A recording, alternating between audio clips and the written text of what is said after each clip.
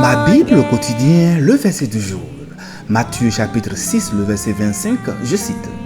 C'est pourquoi je vous dis, ne vous inquiétez pas pour votre vie de ce que vous mangerez, ni pour votre corps de quoi vous serez vêtu. La vie n'est-elle pas plus que la nourriture et le corps plus que le vêtement? Fin de citation, glorifions le Seigneur. Le verset du jour est un rappel puissant pour nous tous d'abandonner nos inquiétudes, de chercher la paix en Dieu et de vivre une vie de confiance et de foi.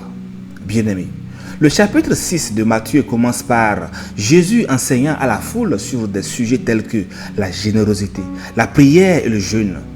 Il souligne l'importance de ne pas chercher la reconnaissance des hommes, mais plutôt de se tourner vers Dieu dans nos actions et dans notre relation personnelle avec lui. Jésus a enseigné sur la priorité de chercher le royaume de Dieu et sa justice avant tout, au Matthieu 6, le verset 33. Il exhorte ses disciples à ne pas accumuler des trésors terrestres, mais plutôt à investir dans les trésors célestes, au Matthieu 6, le verset 19 à 21. Jésus met en garde contre le fait de servir à la fois Dieu et l'argent, soulignant que personne ne peut servir deux maîtres, Matthieu 6, le verset 24. Et c'est alors que nous voyons notre verset du jour au verset 25. Jésus commence par dire, c'est pourquoi je vous dis, ne vous inquiétez pas pour votre vie de ce que vous mangerez, ni pour votre corps de quoi vous le vêtirez. Chers amis, l'expression « ne vous inquiétez pas » est une exhortation claire à abandonner l'inquiétude et à placer notre confiance en Dieu.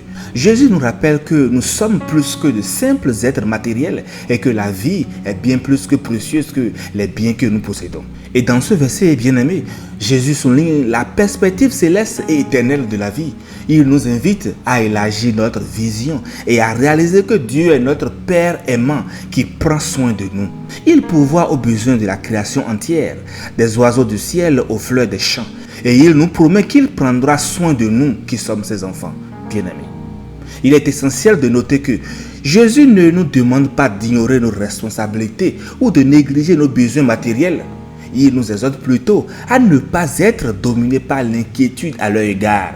Au lieu de cela, il nous encourage à chercher d'abord le royaume de Dieu et sa justice, sachant que Dieu nous pourvoira en tout ce dont nous avons résolument besoin. Bien-aimé, ce verset est une invitation pour toi et pour moi à une confiance totale en Dieu et à la libération de l'anxiété. L'inquiétude, vous savez, peut facilement nous accabler et nous éloigner de la paix intérieure que Dieu désire nous donner. En nous tournant vers Dieu, en lui confiant nos soucis et en plaçant notre confiance en lui, cher ami, nous découvrons la véritable liberté et la tranquillité d'esprit. Bien-aimés, au travers de ce verset, notons que l'inquiétude a des effets néfastes sur notre santé. Dieu nous promet de pourvoir à tous nos besoins. Ce n'est pas une question de statut social, car les riches comme les pauvres peuvent être inquiets. C'est juste que le degré est différent. Quand l'un est inquiet de ne pas arriver à joindre les deux bouts, l'autre est inquiet de n'en avoir jamais assez. Chers amis, les versets 27 à 30 de ce même chapitre nous rappellent que qui de vous, par ses inquiétudes, peut ajouter une coudée à la durée de sa vie? Et pourquoi vous vous inquiétez au sujet du vêtement? Considérez comment croissent les lits des champs. Ils ne travaillent ni ne filent. Cependant, je vous dis que Salomon, même dans toute sa gloire, n'a pas été vêtu comme l'un d'eux. Si Dieu revêt ainsi l'herbe des champs qui existe aujourd'hui et qui demain sera jetée au four, ne vous vêtira-t-il pas à plus forte raison? Oh, gens de peu de foi. Chers amis, je nous prie de revisiter encore ces versets et d'en méditer. Dieu promet de pourvoir à tous nos besoins. Si vous êtes inquiet aujourd'hui, il est possible que vous ayez besoin de faire plus confiance à Dieu. Si vous êtes inquiet ou inquiète, cher ami, vous serez définitivement moins efficace ou moins productif et votre relation avec les autres pourra se détériorer. À quoi bon alors de rester dans cette anxiété et dans cette inquiétude? Tu seras affermi par la justice. Oublie l'oppression car tu n'as rien à craindre. Oublie la terreur car elle ne s'approchera pas de toi.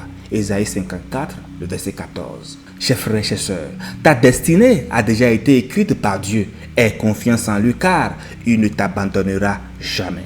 Bonne méditation, confiance et assurance de Christ pour tous. Alléluia chez vous.